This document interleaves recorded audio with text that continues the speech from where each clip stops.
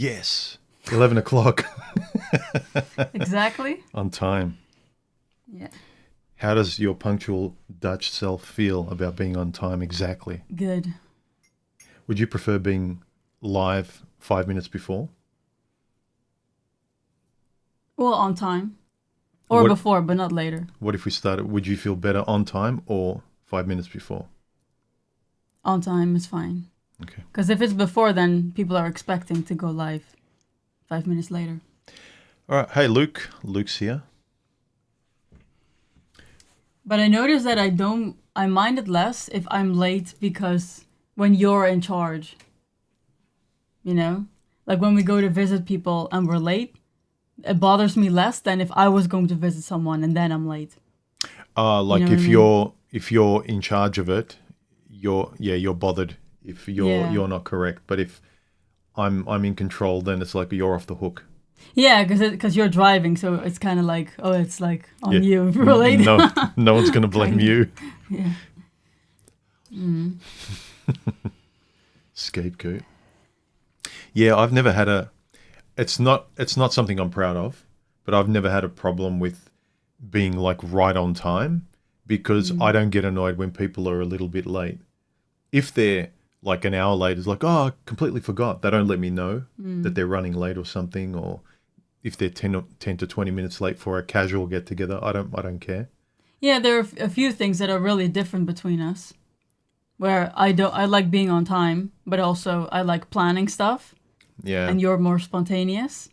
Like those are very different. Yeah, I'm not really rigid that way. But anyway, what are we talking about today? Talking about being rigid. We're talking about when kids cry and scream in public. Well, first, happy Valentine's Day to everyone. Oh yeah, I forgot. We don't really celebrate it. We basically just sometimes we go for dinner or something or lunch. Yeah, Right. and it's usually not when everyone else is. So, for instance, today's Valentine's Day, we'll probably go out for like a early dinner or late lunch, like mid-afternoon. So we don't want to kind of be fighting everyone for tables and whatever. We just want to have a quiet dinner alone. Or we might do it the day before or the day after. Yeah, it's basically not any different from when we normally go for lunch or dinner, I guess. Mm-hmm. It's more like a reminder. Oh, let's go have lunch or dinner because it's Valentine's Day. I'd be interested for any people who are subscribed to us that are a couple, especially if you're married or even if you're not, and you're living together. Do you have date nights? Do you find the whole Valentine's Day important, or do you just like ignore all of it and you just coast along? Or do you make an effort? Yeah, I think I forgot my drops. Oh no, I just didn't stir it. This is so interesting. No, it's just my coffee. Anyway, sorry. I hate coffee without sugar or anything. Well, everyone wants to know what kind of drops you put in, because it could be anything. Oh, like the just like vanilla drops that I got the idea from his sister. They're like calorie-free vanilla drops. They're really good. Yeah, I think they're from myprotein.com. Yeah. Yeah, they're sugar-free vanilla drops. They're really, really concentrated, so you only have to put like, I like 2 drops if I'm going to have vanilla. But I think you put 3 or 4. 3, yeah. They're pretty good. Anyway, we're blabbing now. No, All right. blabbing Hi, too. Luke. Hi, Peg. How you going? Yeah, yesterday we were having a coffee and we wanted to just get out of the house, and we said, let's go out and get a coffee before we get groceries and think of some notes for the stream today. What are we going to talk about? Because we had a few topics we were like throwing around in the air. We wanted to really, and it was a perfect time just to get out and have a coffee. And while we were there were 2 mothers and a toddler that was just screaming, and it didn't stop screaming. Did you actually see the child? Yeah. Was it a toddler, yeah? I think it was in a pram. There was a pram. And it was screaming, but the mother wasn't really trying to quiet the child down. She was just talking with her friend as though, well, that's just normal. Like, we're used to kids screaming. What's the problem? Yeah. I think it's those people as well that they're fine with talking on loudspeaker on their phone in public. They don't care how, like, they're kind of in their own world. They'd be the best vloggers because they wouldn't be embarrassed. They're not self-conscious. They don't give a flying fuck or like what other people think, which is good on one sense. But when you take it to the extreme where you don't care how you affect other people, I think that's stupid. Yeah. I think I heard someone say those people that talk on their phones and on loudspeaker, like there's a special place in hell reserved for those kind of people. I remember hearing that once. Yeah, that's really rude. Yeah. Well, what were your thoughts when, because we were just talking and we were on the other end of the cafe. We were really far away from them. And I could see other people were like looking and turning their shoulders because it was so loud. Yeah. The baby wouldn't stop screaming. Well, I think, first of all, it's the most annoying sound in the world. But yeah, it's really annoying. Not to mothers. I don't know. But I've noticed that it happens a lot more here than in Holland. I never really noticed it in Holland. But here it's just like there are people and families and kids everywhere. I think it's much more multicultural here in Australia. Yeah. That's why you notice it. And let's just say with the multiculturalism comes cultures from the world that have, it's normal to have 5, 6, 7, 8 kids, and they just can't control that many very young kids. It's like the mother's a baby factory, and they go out. And also some of these mothers, I think, and this is just my belief, don't care what you think, but it's... Be nice. No, not to my audience, but anyone randomly Yeah. watching this, like if you're going to get upset. If you have a baby and you know that your baby screams and cries, but mummy needs a latte, I'm sorry, you don't get to have a latte until your baby gets a little bit older or it gets comfortable and it can go out in public without screaming. And you can sort of discipline your child a little bit. It's like mummy needs a break, but at the expense of everyone else. Like you don't get to come into a cafe and swallow the whole cafe and you don't care how you ruin everyone else's time. You want to have a good time because you want a latte with your screaming kid and you don't care if everyone else has a bad time. I don't like that unfairness. No, I think in general, if your kid's crying, you need to take them out of wherever you are. That's just like common decency. When I see a mother trying to calm a kid down and take it out and all that, it's annoying, but okay, that's reality. She didn't expect maybe the kid to cry or it happened in that moment. But when they sit there and they're scrolling through their phone or they're talking, like these women, they were talking to each other. It's almost like the baby didn't exist and everyone's ears were bleeding because of like how loud. Yeah, you also see, what you see a lot in malls here is like parents with their toddlers. They're a little bit older and they're just like running around and screaming and things like that. And I think that that's also something that I feel like in Holland, parents would put them in check, you know? That's what annoys me. I don't see parents putting kids in check. I don't see them saying stop. I don't see them raising their voice and telling them no. It's kind of like they tell them, like they're having a conversation with an adult, like, no, stop doing that. Or they have conversations with them like they're like advanced adults. Like, Jason, mummy said, you know, stop being a hypochondriac. It's like, what kid under the age of 10? Like, I'm glad your kid understands advanced words, but a lot of the small children don't understand the concepts of cause and effect and, you know, advanced concepts. Like adults don't even understand it. I don't know. Maybe I'm just being a grumpy old man. No, I think it makes sense. Let me get the mouse here. Hey, Luke, how you going? Yeah, but that's always what I think about, like, what scares me also about having kids is, like, going out with your kid when it's really little and then not being in control when the kid, like, cries and stuff like that. Like, I always feel like I would be so embarrassed. I don't know, that kind of stuff, like, freaks me out. Well, I think it's socially polite to be embarrassed and realize how you're affecting other people. I mean, if I walked around in public not showering ever, not using deodorant, and everyone kind of holding their nose, like I'm aggravating people because of like certain senses.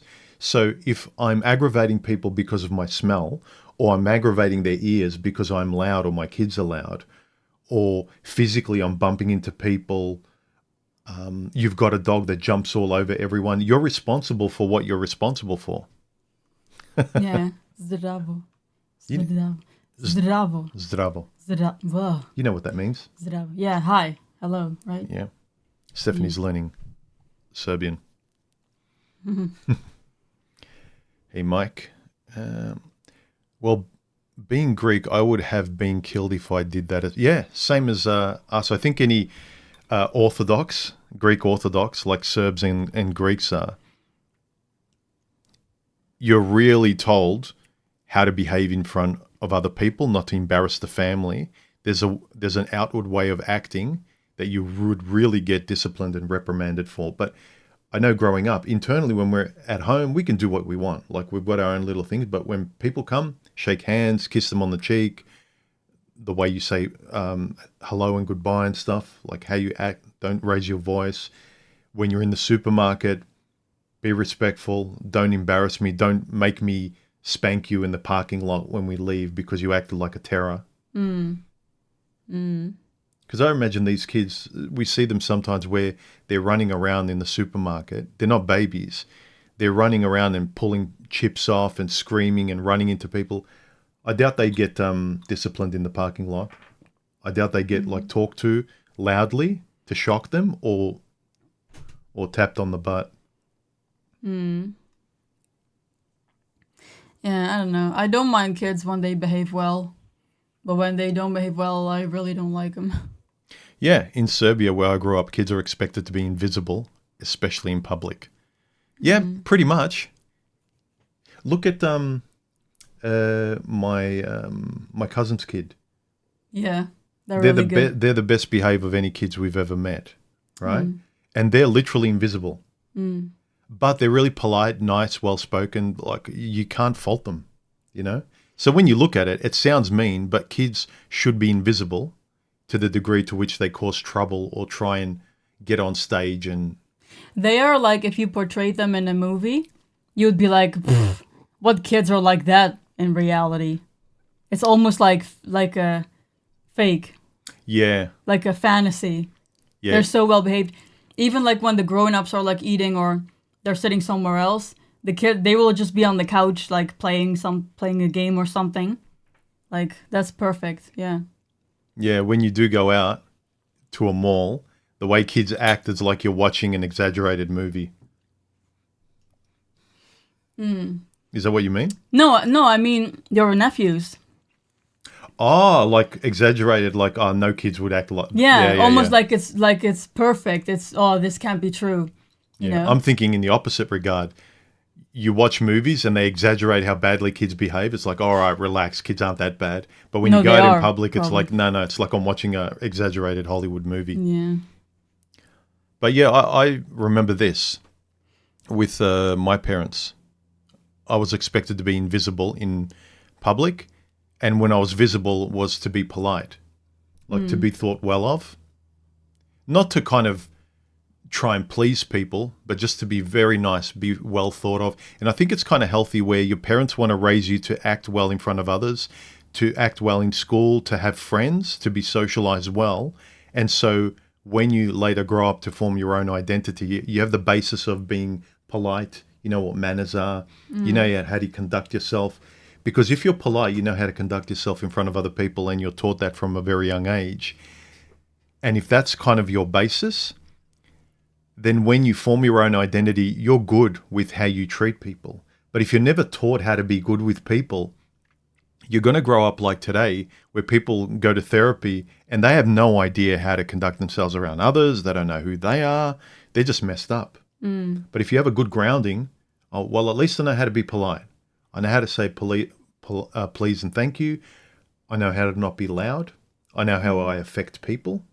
Because they say in psychology, a big turning point for a toddler to become a child, like, you know, to go from like 3 to 5, when you're a 3 and a toddler, you just think it's about you and your world. You want what you want. You want milk. You want your toy. You see a toy that another kid has, you take it.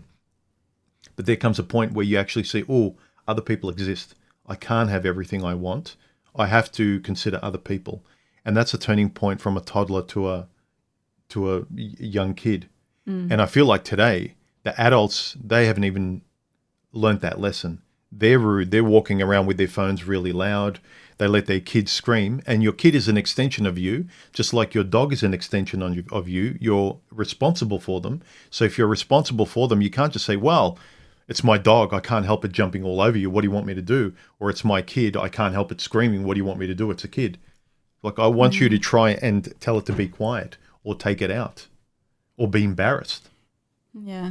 To me, it's just like, it seems exhausting because, like, I'm a teacher, right? I teach at a secondary school. And, like, with some of the kids that are, like, well, a lot of them, you can see that they're not well behaved. And it takes so much effort trying to get them to behave well and, you know, kind of teach them manners and stuff like that. And it's like, it goes in one ear, out the other. And, like, but I'm just a teacher. I'm not their parent, you know, so I'm just like, okay, I tried my best, but whatever. But then I can just imagine, like, if you're actually the parent of those kids, it's got to be so exhausting. Just parenting in general, to me, just seems so exhausting. Well, if you don't try, you don't see evidence of it. If you don't try what? If you don't try and at least discipline your kid, the kid isn't, if a kid is out of control, it's not going to automatically just become nice. You have to. It's your job to raise your kid properly. No, I get that, but I mean, it's like a full-time job. You need to do it from when they're a baby, I guess. Yeah, well, that's why I think adults are also naive toddlers. They think, well, I'm just going to have a baby like an addition, like buying a new sweater or having my favorite car. It's just going to be this extra thing in my life. It's like, no, your whole life is turned around and everything's about your kid and you have to be a caretaker of your kid. That's what your life is about. I think something I would also be afraid of, like if I had kids, is that like when they become a teenager, that they would just become like, you can't handle them anymore and they're going to be really defiant and everything. Like that must be a really difficult period. Because I can remember that I was like that when I was a teen, you know, so I don't know. That always seems like... See, you got to have some empathy. Empathy? As in, like, remember how you were? Empathy for who? The parents. Because you know how you said you're a bit wild, you're a bit of a handful when you were a teenager? But we're talking about young kids here. Yeah, but it's just difficult because, like, I get that you love your kids, and then when they're a teenager, some of them, when they, like, become really difficult, like, that must really hurt for the parents, you know? I'm getting so serious now, so maybe... But yeah, that's just something I'm always kind of scared of. Ahmed Ghost said, what would happen in Japan? What's in Japan? They're very strict, apparently, I think. I don't know. The kids are kind of you got two sides now. You got old-fashioned, really strict Yakuza samurai parents, and then you've got the new age parents that just have let go of their kids that are doing cosplay into BTS and all of that kind of stuff. Well, China too, right? They're also really strict in China, I think. Mm-hmm. Yeah. In Japan, if your kid's like misbehaving in public, your father just hands you like that little knife, and you're supposed to go. No. No, but those kids would be lovely to have in class. Yeah. I would love to teach those kind of kids. They behave super well. I have a few of those kids in my classes. They're like invisible. I never hear them talk. They're always quiet. They behave well. They work. That's the best. Yeah. I think the good balance is you discipline your kids. The highest value you can tell them is to be polite in public, know how you're affecting people, don't be rude, but in private you can explore and, you know, find out what you want to do, have your hobbies and stuff. That's the best. Like, be free in your own room and your own home, but out in public, you really have to conduct yourself properly. You know, and I think that's the best balance, and the kids can work themselves out. Because today, everyone is just like me, and I don't care what other people think. And however other people think, it's their problem, it's not mine, which is completely untrue. Because you can really affect a person negatively if you're arrogant and rude. And these parents who don't give a crap. Because I understand parents think their kids are the best and nothing matters but their kid. And they go to a cafe like yesterday and it's like, yeah, nothing matters but my kid, my friend, and my iPhone, and everything else is just invisible. Yeah, but your kid's shouting is not invisible to us.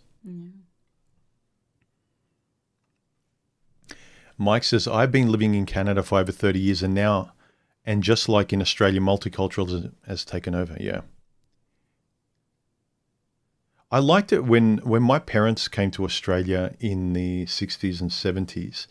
They really had to assimilate, and they had to be part and, like, you know, play ball with Australian values and rules, and wants to be Australian and learn the language and stuff. And again, in private, do what you want, but in public, there's a way to conduct yourself. And now it's just been around the world. Come in, we'll apologize for being the country you wanted to come to. We'll change everything for you, and you can just do whatever you want. You don't have to fit in. You don't have to, like, we'll just bend over backwards to apologize to you. And it's just kind of a mess. Multiculturalism, like diversity, to me, is just a bullshit word that doesn't mean anything. Diversity is just a whole lot of stuff that doesn't work together. It's all separate. And I don't think that's good for society to have a lot of diversity. Like, have diversity in your private life and know who you are as a diverse individual. But when you conduct yourself, you have to dance with other people in ways that everyone is accustomed to and everyone thinks is good social conduct. I do think a lot of people probably disagree with us. Because I've seen, like, videos where in America, you know, when they do those experiments, and then they, like, act out a scenario with actors to see how people respond. Like, what would you do? That program, have you heard of that? No, can you give an example? Yeah, and then like they have actors in a restaurant, and then one of them has like a baby or a kid that's like crying, and then they see how other people react. Oh yeah, and then they've got one actor who like complains about the baby and says like they should leave. But like all the other people that reacted, that they filmed, they're like standing up for the mother and the baby. And they're saying like, oh, it's fine, it's just a baby, blah, blah, blah. So I think there are actually probably a lot of people that disagree with us and that think that that's fine. Or... Look, if your baby starts screaming and crying and you see it's not going to calm down because you know your baby, get up and go out.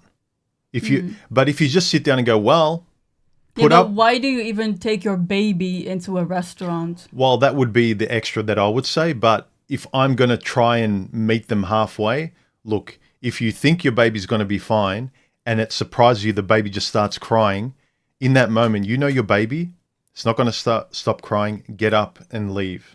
Or at least try and calm it down. Don't just sit there and go, well, yeah, this is what happens at home, and I'm going to sit here like I'm at home, and you people, I don't care about you, and you have to deal with it. Yeah. Like, I'm pretty sure those kind of mums, without naming what kind of mums they were, I bet you if everyone in the restaurant just got up and left, they would be like, go, we don't care. They would not care that they caused everyone to get up and leave. We were about to leave, but they kind of got up and left, remember? We had enough. We couldn't even speak anymore. We couldn't hear each other. What, yesterday? Yeah. Remember? Yeah, I remember. There were a few times that the kid cried. Yeah. Yeah. Remember what I said? I always feel like when a kid cries, it's almost like the baby has like a conscience and they're like acting, they're overdoing it. That's what it sounds like. Like, it sounds like they're being tortured to death or something. That's the way they cry. It's almost like the baby is actually smart and they're just acting and they're just like turning it up a few notches. Yeah, but some babies are doing that, not like in a sinister way, but they can't speak, they can't communicate, and they just know that I just need to let it out and I'll be attended to. Like, something will happen if I have to do something. Yeah, but it's almost like weird. I understand if you cry, but sometimes the sound they make is just like a train is like driving over you or something. It's There's, like there's a crazy. saying in Serbian, it's like they're screaming like someone's peeling their skin. Yeah, yeah. You can actually tell there's some kids when they scream and cry, you could tell they're doing it on purpose, just to kind of let it out and make it about themselves. Like, yeah, like you could tell, I'm not screaming because I'm uncomfortable, I'm in pain. I'm screaming because I want my way. I want something. It's a scream of I want something, and it's intentional. It's not because of I want something happened to me. It's a reaction to pain. It's a reaction to being uncomfortable or something. Yeah. I hate the sound of kids crying. Yeah, but they always say if it's your own kids, it would be different. Well, that's probably true. That's probably true. But then your mindset's different. Like, because you love your kid and you're tending to your kid. But if it's like some random kid, then it's just, you just hear the noise and that's all you register. This is correct by Melee.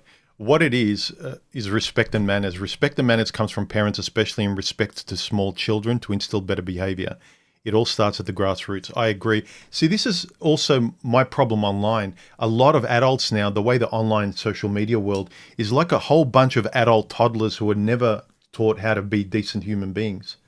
Like, when you hear how some people type in the comments and how aggressive they are and they get off on making people feel bad, you think, do you not realize you're talking to other people and other human beings? Is this the way you talk in public? I'm pretty sure it's not, because you get your head kicked in. If you're in public and acted the way you do online, but then you see some people like this, that they talk on their phone on loudspeaker, they're loud, their kids scream and they do nothing. It's like, it's almost like we're not a society anymore. Like, I don't want to get up on a high horse, but it's like people don't have even a baseline of common decency around people to say, excuse me, or watch where they're going. You walk around, people nearly run over you on bikes. They bump into you because they're acting stupid and they laugh. Like, they just don't care about causing people discomfort anymore. It's really annoying.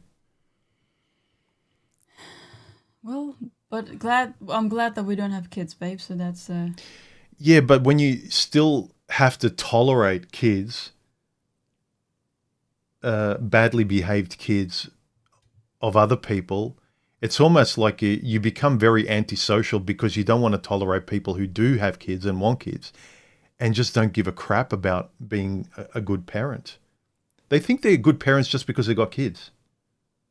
No, when I see a kid screaming and the way you act and talking on loudspeaker and being a moron as a mum, then it's like, I'm sorry, you're not anything great just because you popped out a kid.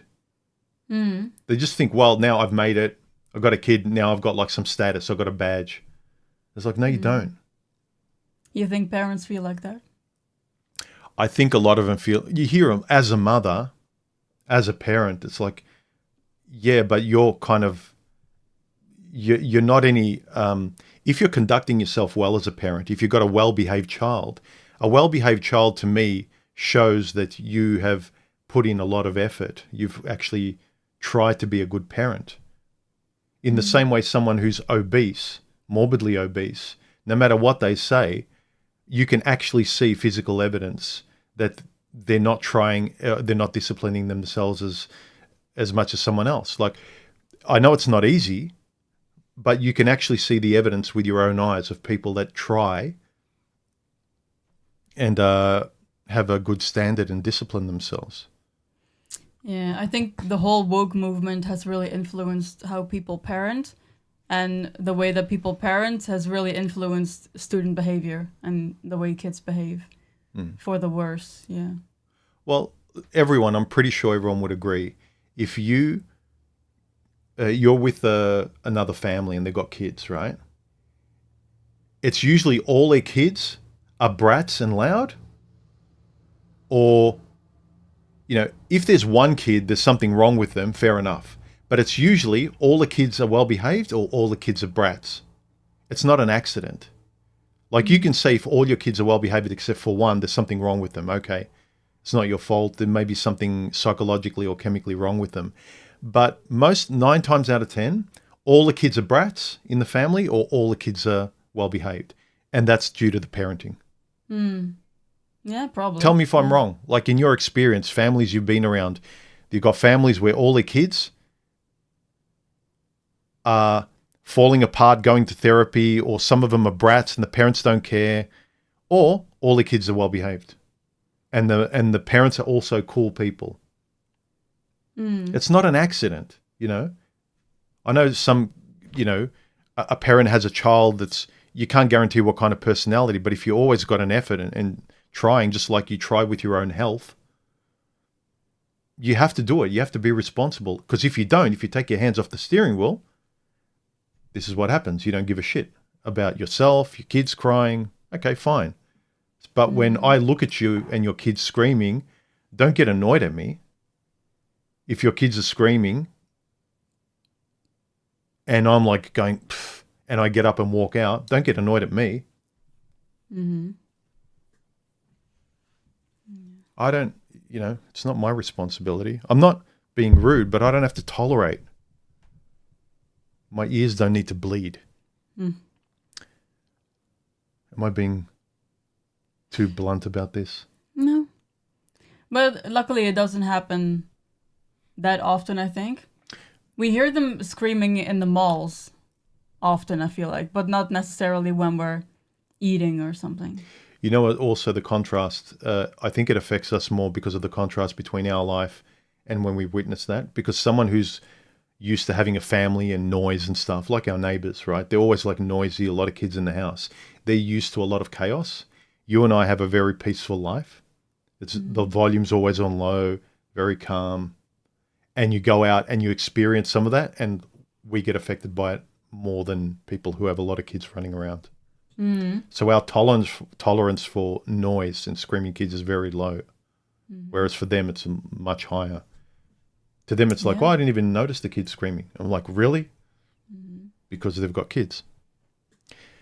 I was in a long term with a Colombian woman for over 6 years, and during that time I saw her nephews grow up from toddlers to kids, and I witnessed them being out of control on a regular basis. Once I saw one 5-year-old nephew hitting his younger 2-year-old sister, and I was the only one to react and raise my voice. Me being critical to my girlfriend, how her sister was raising her kids, was one of the reasons she broke up with me, other than her monkey branching on me with a Colombian guy.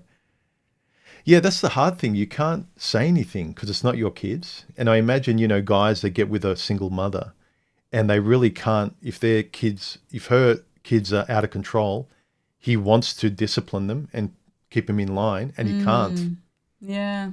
What do you do? I've heard that before, yeah. And it causes friction. Like there might not have been any friction between you and the single mother. And then all of a sudden with the kids, it's like, everything's good between us. I want everything to be good between me and your kids. So I want to, you know, set some boundaries. Like, no, don't touch my kids. You have to ignore them and just let them be what they are. Yeah. You know what it's like? It's kind of like you meet someone, you love them. They've got a pet that just shits and pisses everywhere.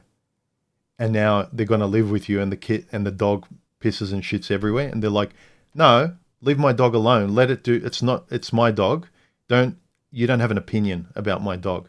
And you're like, but it's shitting. Like, that's fine. I don't mind it. It's like, well, I do. And you can't say anything. Yeah. Well, I feel like I would though. If a kid's like acting crazy, like a kid from a family member or whatever, then I would say something probably to the kid, not to the parents, but. Yeah, but then the parents will get annoyed. Don't tell my kid off. Like no parent likes someone else saying anything to their kid. My parents wouldn't have minded. My parents always told teachers during parent-teacher interview that they were allowed to hit us if we misbehaved. I don't mean telling off like that, but I mean, just, I don't know. Like shh. Or something like that, like a gesture to show that you're disapproving of their behavior. Like remember the kid with I know the where sushi? you Like I didn't tell them off, but I was just like, hey, like you're ruining everything. Like yeah. You know. I just let him know that he was. Yeah, there was do this that. kid out of control. We were at a party the other week, and there was a whole plate of sushi, like lined up beautifully. Yeah. And he just came in and he was out of control, and he just like grabbed, he was flipping them over, and he just messed up the whole tray Yeah. to just get two pieces of Yeah. sushi. And like Stephanie was like, "Hey, calm down." And he was like, he didn't care. He Yeah. just messed it up. And his mum's saying, "Oh yeah, he's got ADHD." Did she say that? I Yeah. didn't hear her say that.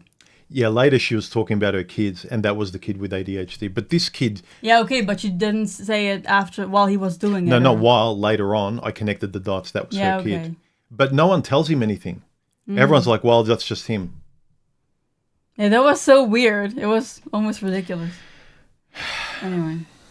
Just tolerating other people's. I don't know. Like, even when I was single, I was very aware not to impose on other people because I want them to leave me alone. Like, I don't like intruding because I want people to be nice to each other.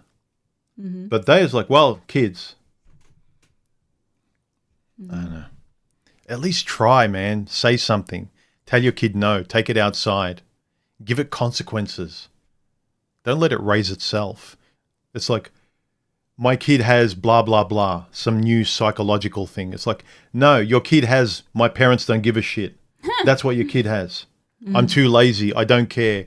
I would rather look at my TikTok and I've got a job and I've got to watch the latest Kardashians and I've got to have a bullshit conversation and click on likes and everything. That's what your kid's got. Your kid doesn't have any, most of the time, I'd say. Again, could be wrong, but my observation. I think people nowadays just get tired, and that's why they slack off with parenting or something. Ahmed Ghost says, something happened with parenting in the 80s and 90s. No discipline, inadequate teaching. Yeah, all the censorship and the feminism and the political correctness. And now in the 2000s, it's all the woke stuff. In the 80s and 90s. 90s, feminism really... Started. Feminism started in the 70s, pretty much. 80s it grew, and in the 90s it was really... it became very popular in the forefront, like MTV. It was in the media, a lot of, promoting women, girl power and stuff. So it was pushed to the mainstream in the 90s especially. Maybe for me, I noticed everything much later. Because in the 80s and 90s, that was my childhood. And I feel like everything was still good then.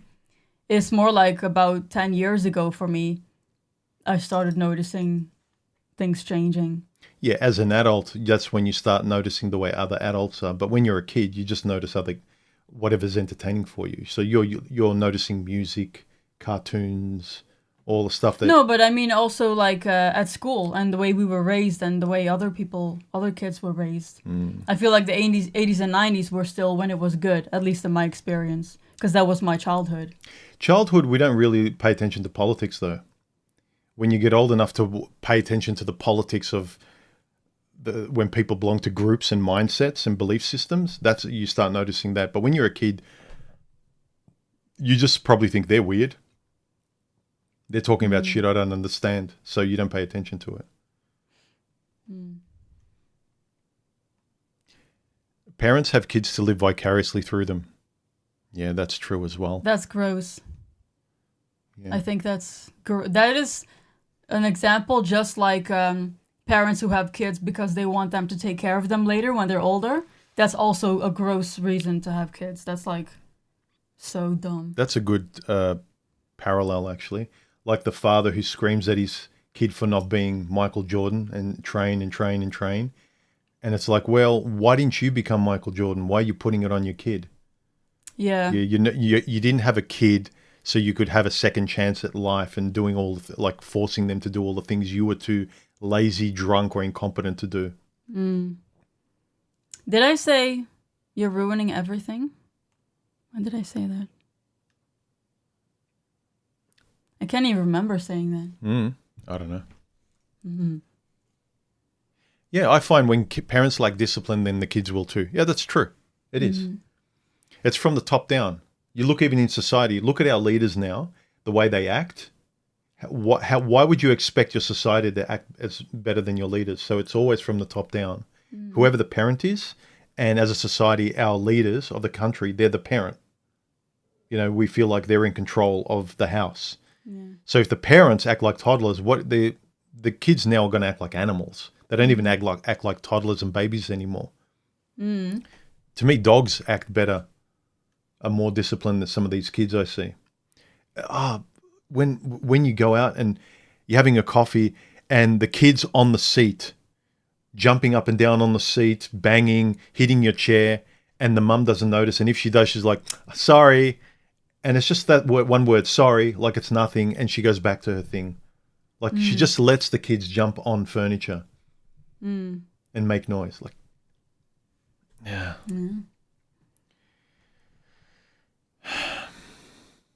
Do kids ruin? Well, if they're in a restaurant where you're trying to have a nice evening, then yes. That would be... I wonder what would happen in that situation. Say a couple, right? They go to a Valentine's dinner on that night, tonight, Valentine's Day. They book a restaurant, and next to them, another couple who want to celebrate Valentine's Day. They book it, and they've got their kids with them, and they're like, "We're not leaving. We booked this restaurant," and their kids are screaming, and I can't. What do you want me to do? And so now you, as the single couple, you have to leave, and you can't enjoy your Valentine's Day. I think there are some restaurants that make the parents leave if the kid keeps crying.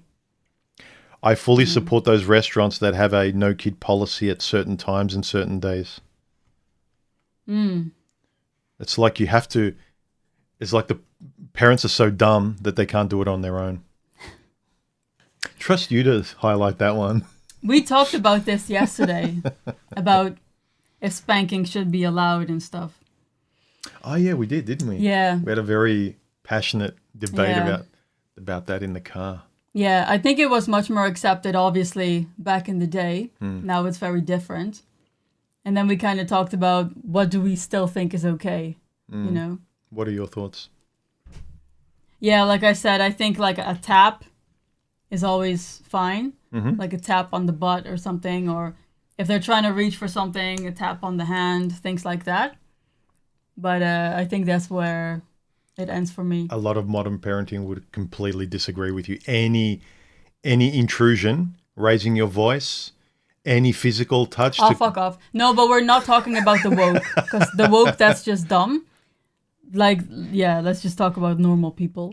Because normal people are also, they also think differently about that now. Because back in the day, some things went too far, I think. You know, like putting kids under cold water or... washing their mouth out with soap. Making them smoke a pack of cigarettes. Yeah, or like spanking them with like a belt, or like some things just go too far. Yeah. Like even spanking on the butt, putting a kid over your knee, spanking them on the butt. Like I think that's kind of, I wouldn't do that. For me, it's just like a tap. Like, hey, don't do that. That's, I think, as far as I would go. Yeah, I think with young kids... they're essentially animals with no comprehension of cause and effect and stuff. You develop that later. But if you don't have the basis of like knowing yeses and nos, you won't even get to those higher concepts. Because I look at kids that are out of control now. They're teenagers, they're adults, and they're just kind of emotional messes. They can't even understand cause and effect. So you have to shock a toddler like a baby. You see it in the animal world. The animal's not old enough to comprehend the advanced stuff of an adult animal, and babies aren't old enough to comprehend advanced language and cause and effect and realizing that it's not just about you, there are other people and fairness. They don't understand those concepts. So you have to shock them. So you give them a tap on the butt. You scare them like in an instant. It's like, okay, I don't like that. I don't know why, but I won't do it again. Just like, you don't lay into them. You don't physically or emotionally scar them, but you just kind of shock them in these little ways. A tap on the butt, you like spank on the hand. I remember when my sister did something or she was stubborn or loud, my mum would like grab her by the hair there or by the ear. Like, no, like I've got control of you. You snap out of what you're going through. We already realize that when someone's hysterical, you have to shock them out of their hysteria. You have to slap them or hit them. Even now, that's not acceptable, but you have to shock people out of hysteria.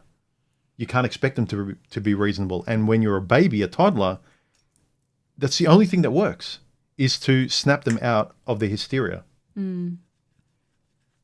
Yeah. I'm all for it. Yes, not enough. Stefan Molyneux would heavily disagree with me.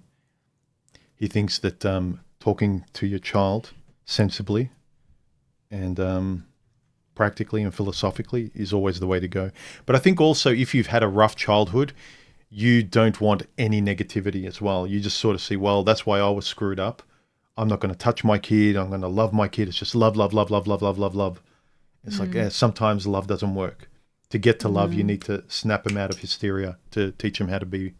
I think consequences probably are one of the best things, to put consequences in place. We talked about this. You said, you gave an example of if Timmy isn't doing something, you say, you're not going to the party on Saturday, Timmy.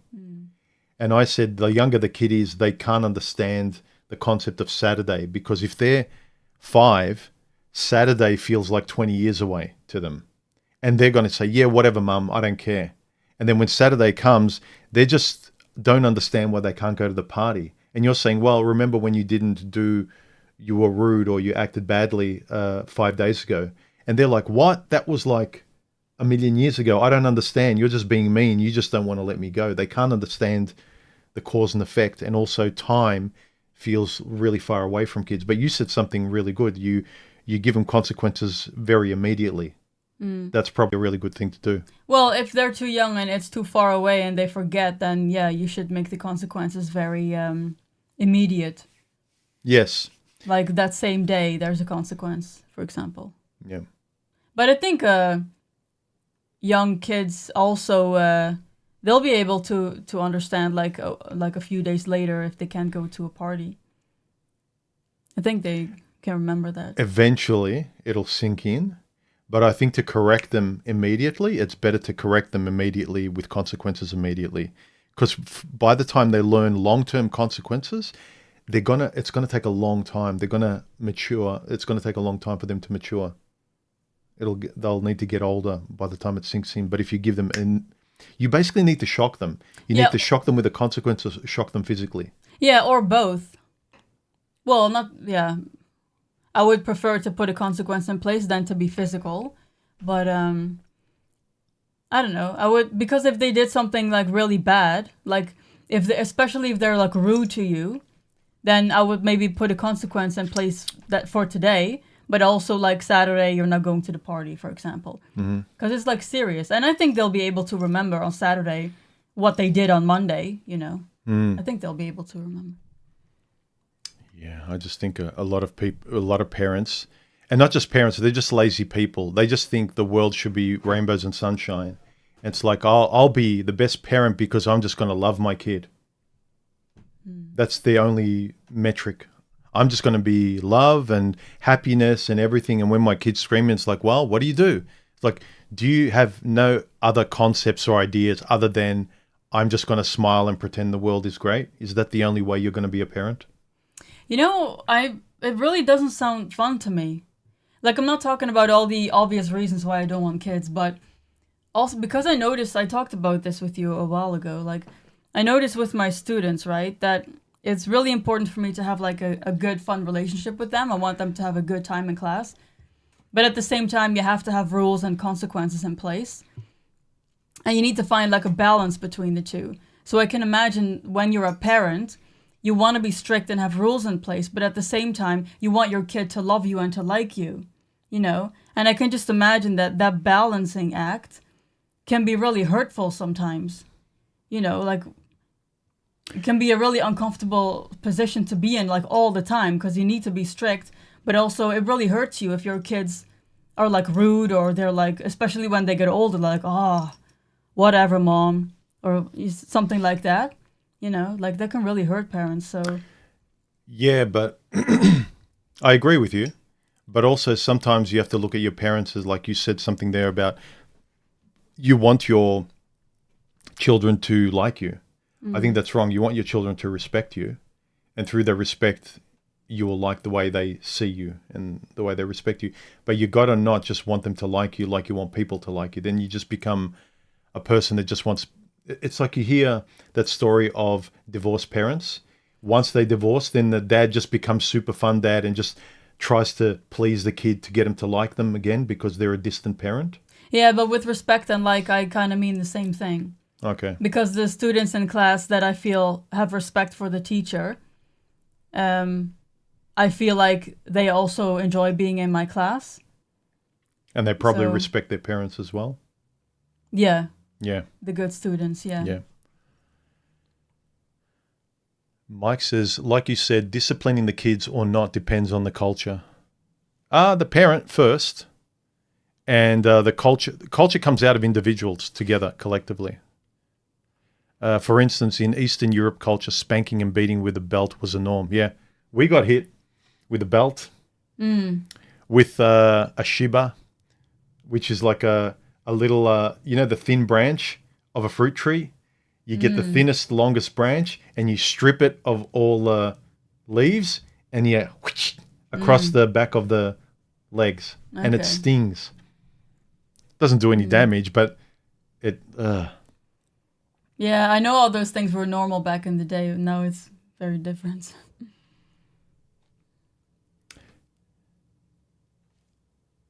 Yeah, I know that's a joke, but I don't think anyone looks at Elon Musk as parenting advice. They look at him, they're interested in Elon Musk for other reasons, not relationship advice.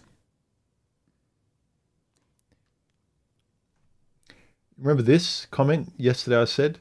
I said that I was probably spanked the most as a kid, but I look at when I was spanked and every time I deserved it. And you're like, you were like a bit like, oh, that's not nice. And I said, and I laughed. I said, yeah, but when I think about what happened before, it's like, holy crap, yeah. I was out of control. I did something really bad and I embarrassed my parents. Like I ruined things. So it wasn't just, I agree with the parents that are just drunk and abusive psychologically or physically. But I never got hit. I only got hit when I deserved it. I was treated really well when I behaved and I was normal. Even when I kind of messed up a bit, but I was innocent. I didn't get hit if I made a mistake. If I kind of innocently messed up. Oh, like I didn't mean that. I dropped the plate. I didn't get hit because I dropped the plate. But if I did something like a brat, like that was really rude and embarrassing and obnoxious to the family and it was just terrible, I got hit because I deserved it. Yeah. I don't know. A lot of people today, modern parenting is like, oh my God. I was thinking about Mike's comments, like raising a voice to discipline kids isn't very well seen in public. Where is that? Just click where you are. Yeah. I was thinking it's actually also really scary when your parents talk to you in a hissing voice. Sometimes that can even be scarier. You know what I mean? Like if you're at the supermarket and you're like misbehaving, and they grab you by the hand and they say, if you don't behave right now, we're gonna go home. And you know when they talk to you like in a soft voice, but it's like scary. Yeah, they're really serious. They slowed everything down and yeah. Yeah. That's also scary. Yeah, but that's what I mean. Shock them, get them out of the hysterical state and like calm them down, like snap them out of it. Because if you just talk words at a toddler that's out of control and doesn't even understand the concepts, all they're hearing is wah, wah, wah, wah, wah, wah, like whatever. They're just hearing noise. Yeah, I feel like I would really struggle with balancing being strict and how your kid feels about you, man. Mike says that in Latin American culture, if you raise your voice to kids in public, people don't see it as a very good thing. Really? I don't know much about Latin America, so... So if you're in the supermarket and your kid's like going crazy and a parent's like, like, whatever, they're going off and other people are like, oh, that's not nice. They kind of look harshly on the parent. It's like, I would think, good. You're disciplining your kid. You're correcting your child. Yeah, that's odd. I wouldn't have guessed that. Kids misbehaving equals YouTube videos. Mike, to link this subject with romantic relationships, partners who want kids must be on the same wavelength on how to raise and discipline their kids. Otherwise, the relationship wouldn't survive very long. Well, yeah. Yeah. Yeah, if you've got very passive partner that doesn't believe in any kind of discipline, and it's all kind of just this new woke way of like letting your kid express itself and do whatever it wants. And the other person's very old school, like he's Serbian, and he doesn't see anything wrong with corrective behavior, like old-fashioned corrective behavior. Then I wonder if the best way to raise your child would be if you didn't love it. I don't think so, babe. No? No, I'm just thinking because the thing about you wanting the kid to like you and to love you, I feel like that's always going to make it difficult to be as strict as you should be. I think if you just make sure your kid must respect you, but you've got to be a nice person. Like, you want your kid to feel safe around you and protected, but they must respect you, right? Like, for instance, with you and I want you to always be respecting me, but I'm not going to always like, oh, please love me as well. And I think with parents as well, your kids will love you in their way as a parent if they respect your rules and how they're supposed to conduct. But if you just want them to love you, they will start to walk all over you because your need for them to love you overrides them having to see you as the authority. Your kids have to see you as an authority to be listened to. You can't, as a parent, want your kids to like you or love you. That comes naturally from them feeling safe and respecting you. Yeah, but I think that would be something that I would really struggle with. So that's another reason, actually, why I wouldn't want to have kids. Like, you wouldn't care if they respect you, or you want them to love you? No, I would really struggle. Yeah, I want them to like... I don't... Like, my worst nightmare would be to have kids who, when they get a bit older, they start, like, acting up against me in a way that would hurt me. That would be something I would really struggle with, I think. And that's horrible. And because I love them, I'm not going to be able to probably be like as strict as I should be with them. Because, you know what I mean? It's just it seems very difficult to me. Yeah, you can't control other human beings. And I think that the most confronting thing is you can't control your human beings, the people, like you birthed them. Yeah, but it's because that's already a bit of a struggle with me. As a teacher, where I'm trying to find that balance. I can imagine if I had a kid, that's going to be like 10 times worse. So because you care more. Yeah, I would be really scared to get hurt by that kind of stuff, I think. Mike says, I'm an only child, so I was the only one getting Shiba. What's Shiba? The little branch, like the little whips with a little branch on the back of the calves. But I was a terror until my brother and sister came along. I was an only child until the age of 9.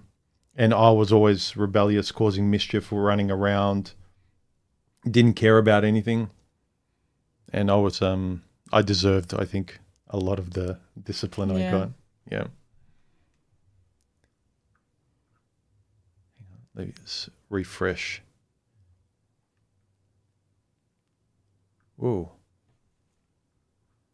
What are we up to? All right. Let us know if you're here live during this live stream here. If you've got any questions or comments you want to relay during the stream, if you can, add a few emoji smiley faces before your question or comment, and we'll read them during the stream. That's the easiest way for us to see it. I was just thinking, did you guys see that video on YouTube about, I think it was a black couple, and the woman, she already had kids with another man, and then her and this guy had one kid together, and he went to get McDonald's. Whenever he got like McDonald's or something, he just got it for him and his kid, right? And then she was like getting angry at him, like, why don't you buy it for all the kids? And he was like, they're not all my kids. Like, it's just, that's my kid. Like, I'm not going to always pay for like all your kids, you know? See, that's a difficult thing. But also this is a part of your household. It's kind of like if we say we went to a family gathering and we only bought food for a certain number of people, not everyone. No, but they didn't live together. They lived separately, and he just visited his kid sometimes. And then every time he would bring food, she was like, "You need to bring food for all my kids." And then she I think she threw the McDonald's on the ground, and it was a whole big thing on YouTube like a while ago. Yeah, that's a tough one because like if you're part of this person's life, you're all together. I don't think it's a tough one at all. They don't live together, and that's his kid. And they were all in the car. Were they all in the car together? No. They went to McDonald's? No. The woman was just in the house with her kids. Yeah. And he came in his car with the McDonald's to see his kid. So they don't live together. And she's got all the kids in her home. Yeah. And he brought McDonald's for his kid. Yeah. Yeah, that's a tricky one because then all the other kids kind of look, where's my McDonald's? And they will fight because they'll feel like, oh, that kid's the favorite. They're getting McDonald's. There's a whole lot of factors in there. I get it from the adult point of view. It's not the other kids aren't my kid. But he should just get the kid to come with him and go somewhere else. Yeah, he should, to avoid that, just get the kid McDonald's on his own. Because in front of everyone, you can actually see the favoritism. It is a bit silly. Like, I get the point of him not paying for another man's kids, but I also see in that situation, you're going to cause trouble between the kids. It doesn't look good. The mum feels bad. The other kids feel like they're left out. You know? Oh, you're actually nicer about this than I am, I think. I think it's like if you come to a household for Christmas, for instance, and you only get one person a gift but not the others, it's a bit weird and it's a bit sort of rude. So I would say what you said, where if you're going to just get your kid McDonald's, take your kid McDonald's on its own. If you don't want to pay for everyone, don't cause a scene. Give McDonald's to your kid without the other kids being there, and that's fine. I think that's the easiest solution. Where were we? I feel like I'm very serious today.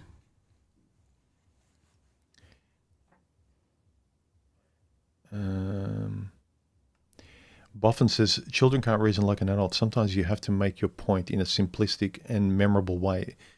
Spankings are remembered. Yeah, it's a visceral memory. The kid doesn't remember like, oh, okay, I can't do this because this follows and this happens and these are the consequences. It's like, you know, when you're afraid of spiders, you just see a spider and you're like, oh, I'm afraid. Like, you might be afraid of spiders. You might be afraid of heights. You have this visceral reaction of like, no, I won't do that. I won't go there. You don't know why. You're not reasoning it. It's just like a inbuilt. And with these little shock tactics, you build in little defense things, like little walls. So the kids just don't go there because they've been shocked not to go there. They're not reasoning. They're not like, well, I won't do this because mummy doesn't like it. And this isn't fair. They're like, no, scary. I don't want to go there. Scary. I feel like this whole topic of having kids is just like this huge mountain that just feels so exhausting to me. Like, I don't even know.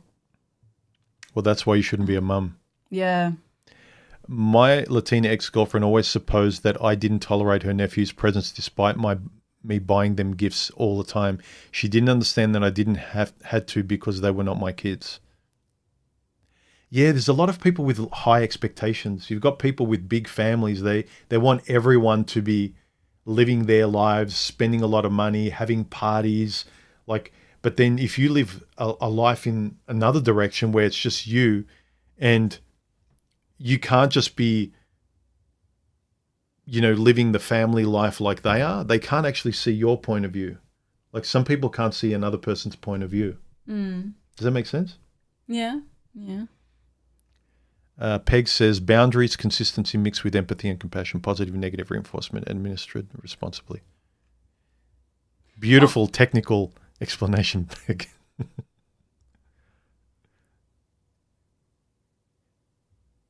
Peg explains things like it's coming out of a PhD thesis. Yeah.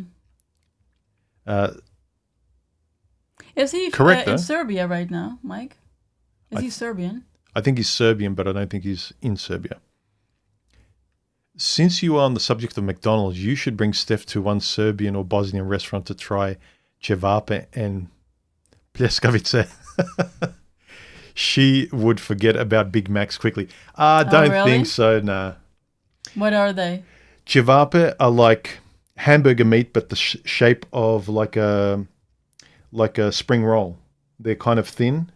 So it's hamburger meat in a long, like spring roll shape with herbs and whatever. And pljeskavice is like hamburgers. Okay. I'm not sure if she would, but you do like some Serbian cooking that my mum makes. The rice. Yeah, she loves like the her rice rice. for some reason. I don't know why. I mean, I grew up on my mum's rice. It's fine, but she thinks it's like a 10 or a 9 or something. Like you think it's better than sliced bread. Almond Ghost, kids equal personal assistant. Almond Ghost is the meme person. Ha! No, you didn't. I'll do it. Show me now. I'll do it now. You can keep talking, babe. Oh God, put me on the spot. Actually, no. 10 reasons why I don't want kids. Number 1. No kidding. Here you go. You can read these. Okay. Because I asked, children scream in public and the parents expect everyone to just deal with it. What are your thoughts? And Luke, you can read his out. Unless this is their first social interaction with said child outside of the home, then there's no excuse for that child's or adult behavior. However, I would always put the blame on the parents. Control, educate your child, or stay home. Yeah, I agree with that, obviously. Let's see. Armored Ghost says, this is a question of rights and common courtesy. Yeah, common courtesy, especially.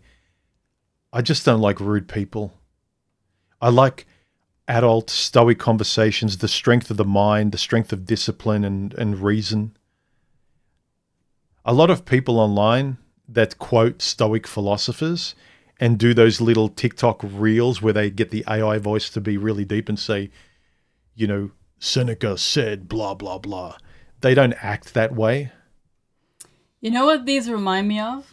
What? Of the Sailor Moon cartoons. Yeah, they're from anime. They're figurines from anime. Yeah, they remind me of that. Do you like them? Well, they're not my thing, but some are. I like the clothes on some. Like this one's nice with the red dress. That's a nice thing. But I'm not a fan of That's actually that Asian look. That one with the red dress is really good. Yeah, that looks nice. Mikkel says, screaming child equals dysfunctional parents. It's 2025. Not knowing how to rear children is an excuse, but people are too arrogant, I'd think. Don't tell me how to parent my child. Screaming should be dealt with around the age of 2 to 3. After the negotiation and boundaries should be the norm. And hey, even some adults scream. Karu.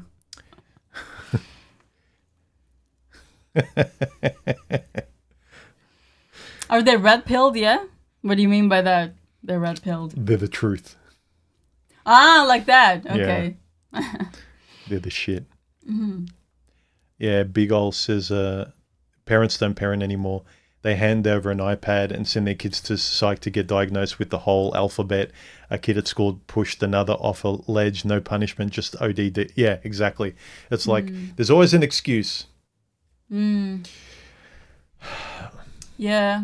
It is kind of sad to see, though. Like, I also noticed that as a teacher. Sometimes when you just, sometimes you just notice, how badly behaved some of them can be sometimes. Like, they haven't been taught manners. And it's just kind of sad sometimes. Yeah. Yeah, there's always some sort of definition or disorder that they can excuse a child just acting badly. I've said this before on a few other videos on my other channel where everyone's trying to say, well, my ex, the reason we broke up and we fought because she was diagnosed with ADD and narcissistic person. It's like, who cares? You had a stressful time. they're an arsehole, you don't get along, like whatever really nice, elegant, academic way you can put labels on things.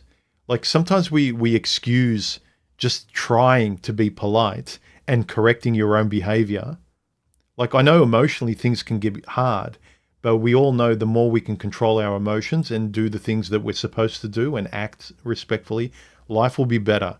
But if you just want to be a screaming toddler as an adult and label yourself, well, I've got ABC, so I can't help it, then sorry, it's your fault. I think behavior isn't the only problem with kids nowadays. I think another problem is just that they can't focus and they're so distracted because of social media probably. That's like maybe even just as big as a problem as the bad behavior. Because I've also got kids that are just nice kids and I have a good relationship with them and stuff.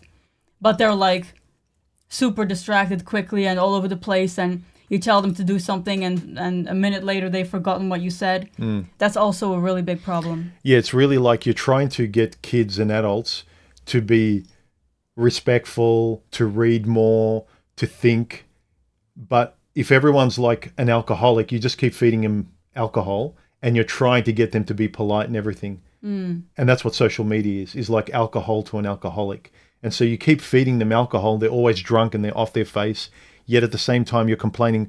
But you need to read, you need to be more stoic, you need to have more patience, but you won't stop feeding them alcohol and they're susceptible to alcoholism. So it's a kind of, with social media, no one's got attention.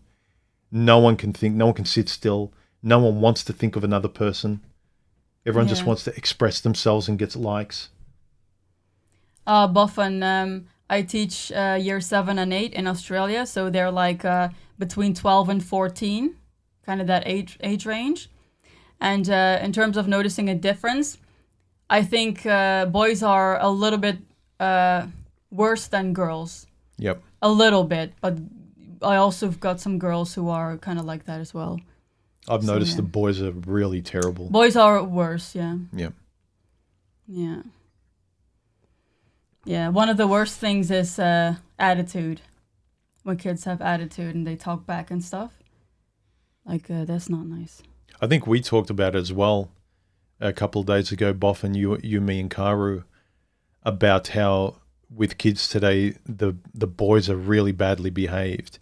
They're not really raised well. They're either raised with a single mum, or the parents are divorced. The father's not allowed to raise him the way our fathers raised us, whether it was with discipline and doing things. Everything's just it's a very kind of feminine world, and the boys aren't actually getting the lessons and the corrective behavior they're allowed to. Yeah, there's no definitely. fathers. Like, so if, say for instance, you're raised just by your mum, and the father's not allowed to say shit if he's because he knows that he doesn't want to get divorced, or you're just raised in a single parent household, so your mum's the only person that's raising you, and your mum can't actually teach you to be a young man. She can't teach you how to be an older version of who you are. Only your dad can. So if your dad's not there, then you go to school. Most teachers are female. So you don't actually see a male. If you're lucky enough to get a male mentor, you may stumble across one when you're a teenager, if you're lucky, or an adult. So all of your formative years are very, very feminine, female influenced. And that's why I think young boys are worst. They're not, they haven't been civilized as much as women are, because they haven't been, you need to be civilized by men. Yeah. You can't be civilized by a woman as a male. I got a few more questions. Is it really a lack of attention, or is everything that they're being shown not engaging? Most certainly not as engaging as the next TikTok reel. I think it's definitely the first one, and probably also a bit of the second one. So I do think it's definitely a lack of attention, as in their attention span is really short. I really noticed that also when I can be standing in front of a student and telling them to close their laptop, and they just won't listen, or, they'll just keep going with something. Or when I give instructions, and then I have to repeat myself a few times before they actually do it. Yeah. And they're just distracted really easily. So I do feel like that's a big problem, and I think that that's probably because of social media, and everything is quick, like the TikTok thing. And And then lessons not being engaging, I think that obviously teachers can always work on that to make the lessons more engaging. So that's on the teachers. They can control that a bit. So yeah, I think it's both, but definitely the first one. Yeah, and also engaging and things that boys are interested in. I think a young boy today is the thing he's been given and told to be interested in and told to learn and the ways to be is much more feminine than it used to be. Like all the things like being rough and playing rough sports and adventure and all the things that our grandfathers and fathers used to teach us. Now it's kind of more the engaging things aren't engaging for a young man. They're very passive things. They're not really things that would engage a boy's attention. Yeah, but he's talking about lessons in the classroom. Attention. Like the lessons aren't engaging, and that's true. Like if you're a teacher and you teach very dry stuff, then that makes sense. So that's why I also try to make my lessons fun for the students and like interactive and include games and things like that. So yeah, that's on the teacher. Yeah, Boffin says you've got the most difficult age range as far as I'm concerned. Oh, I actually disagree. Because 2 years ago, I worked at a different school, also here in Australia. Horrible school, horrible behavior, was really bad. And there, I actually noticed they're all bad. All the year levels all bad. But the bad thing is about when they get older, what I've noticed at that school is that they get more attitude. But also they become so demotivated and lazy and they just don't want to do anything and they talk back and you've got that whole teenage I don't give a fuck mentality and stuff. And they were like higher teens, like 16 to 18. Yeah, they were like year 9, year 10. 11, yeah.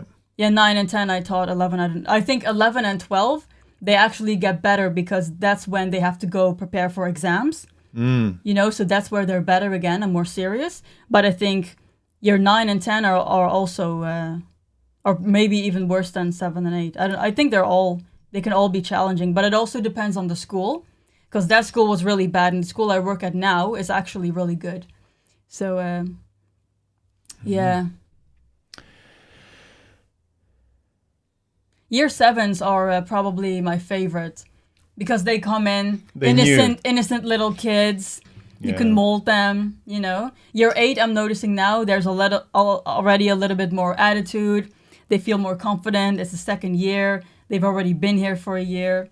So, Well, yeah, the ones in the middle are comfortable with the school. They're in the middle phase, so it would make sense that they're a bit more, vocal and animated and difficult. And then 9 and 10, they start to become teenagers, really. And so their behavior starts to change a bit, I think. Yeah, this is the whole problem with society today. Guys aren't telling women no. No one's telling kids no.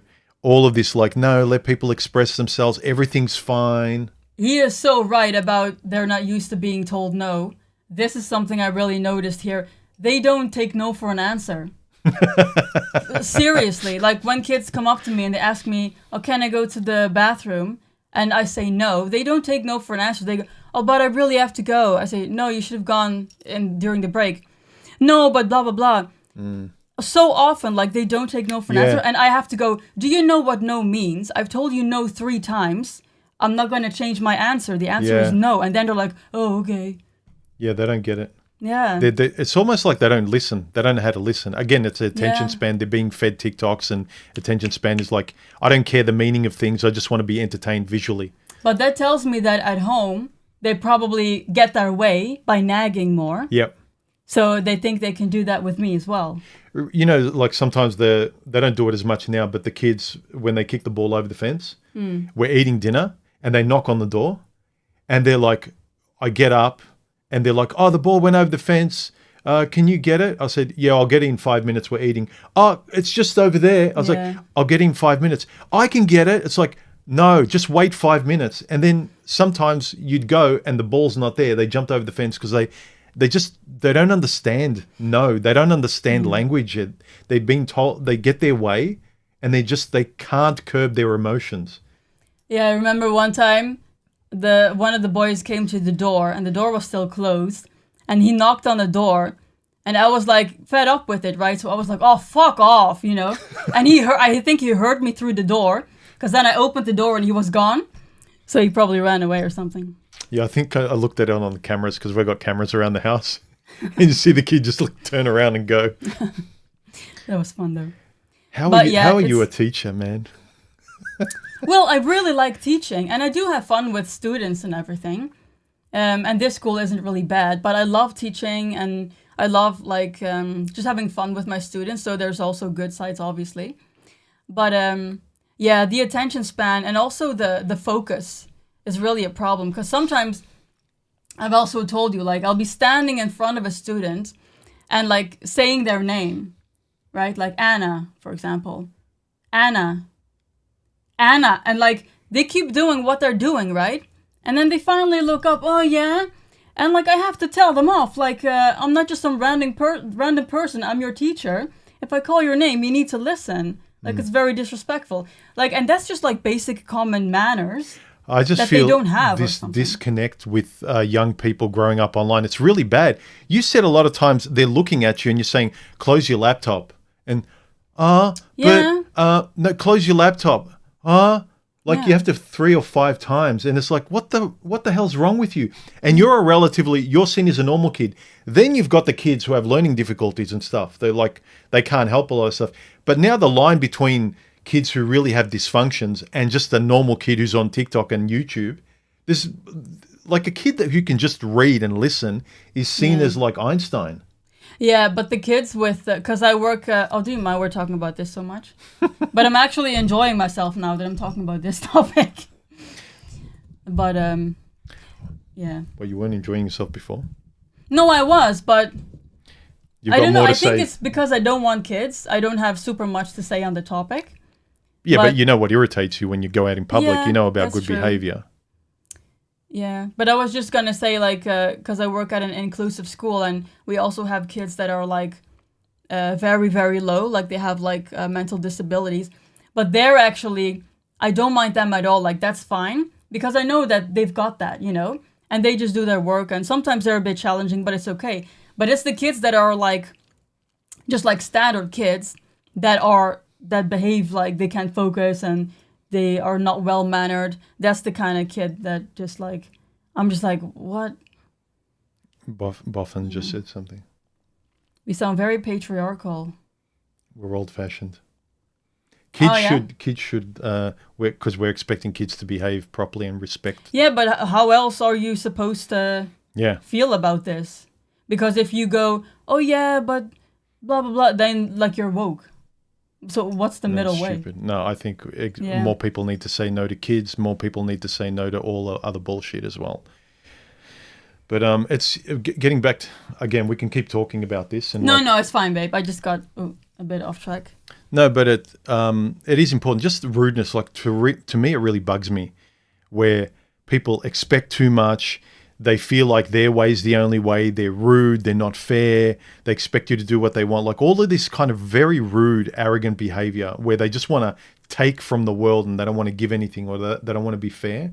They don't want to be reasonable. That really bugs the shit out of me. But that's just the sad reality of the world now. It's like I said, I think the wokeness ruined the parents and the parents ruined the kids. And that's just what we live in right now. So like, yeah, we can complain about it, but I guess that's just the way things are. Well, anyway. Please have a look at some of our other videos on our channel. We had a really nice one here. Is it better to be single in 2025? And last week's one, how would winning the lottery affect your life? That was a good one in terms of you can live a lot of the life that a lottery would give you. If you take away the money, you could still do 9 out of 10 things. That was interesting. Oh, we have some more comments here. Do we really? Yes. I didn't read all of these. We need to read Peg's one as well. Mike says, Steph is 8 wonder of nature, likes teaching kids but doesn't like them. She likes the teaching aspect. I love teaching. I love the structure of teaching and stuff. And I really like having a good relationship with students and having fun in class. Like, that's fun. Yeah, but obviously it's not fun when you've got like behavioral issues. But luckily I don't have a lot of that at this school, so that's good. So I guess I tolerate kids much better at school because I love teaching and I'm a teacher, you know. But outside of school, I don't have to. So that's where if you misbehave, like, I don't like you at all, you know. Well, I think that's also normal in any thing that people do, like a vocation or a discipline, like a job. Like, I look at YouTube. I love everything from YouTube for creating videos from the start to the finish, but I hate filming myself. So that's a part of it I really don't like. When people think, well, you must love filming yourself. That's all it's about. But no, I love the ideas and the writing and everything and the gear and everything. And then afterwards, the editing and the presentation and the conversations. But I hate filming myself. Like, that's really difficult.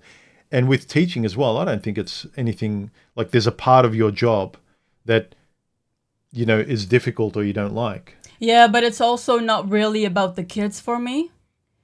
When I think about it, like teaching, because I love teaching, it's more about what the kids reflect back to me. Like, if the lesson's going well, we're having a good time, I feel good because I feel in control.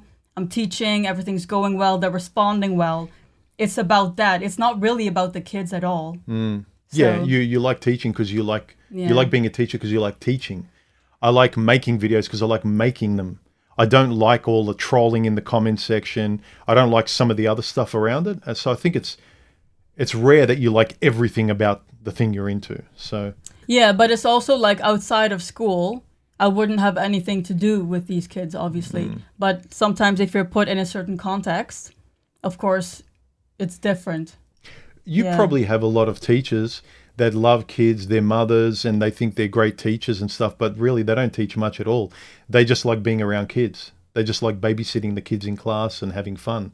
So they're not really challenging and molding the brains of the kids and teaching them stuff. They're not kind of being teachers. You like the teaching part, but I'm guessing there's a lot of teachers that are just mothers that like being around kids and like socializing with kids and having conversations with them. Yeah, like I genuinely do like some students, like especially last year, I've got a lot of students that I told you that have come up to me this year and told me like they're disappointed that they're not following Dutch or that I don't teach English anymore.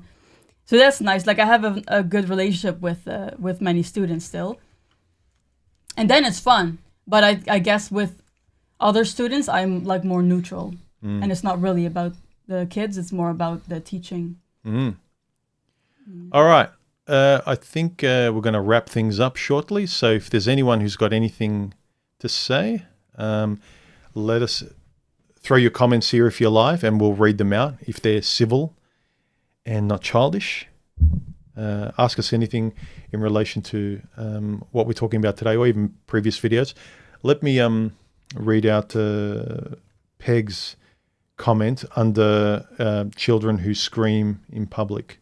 She says, in my opinion, mum should be doing something to quiet and see the child's needs. Yes. Dirty diaper, teething, colicky or ill.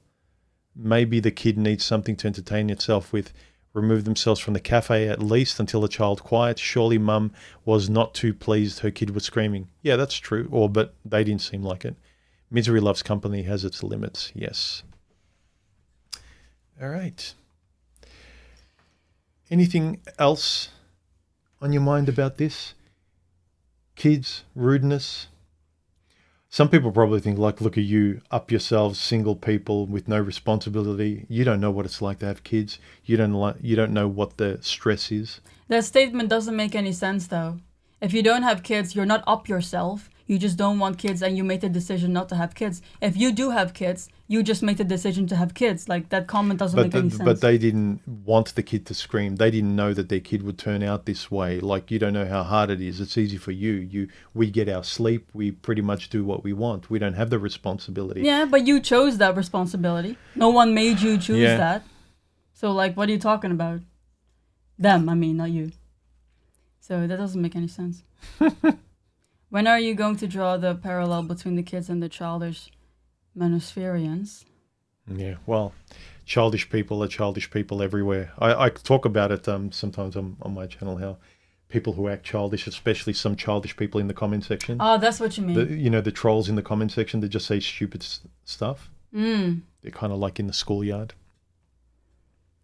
Yeah, we talked about that a bit on a different stream.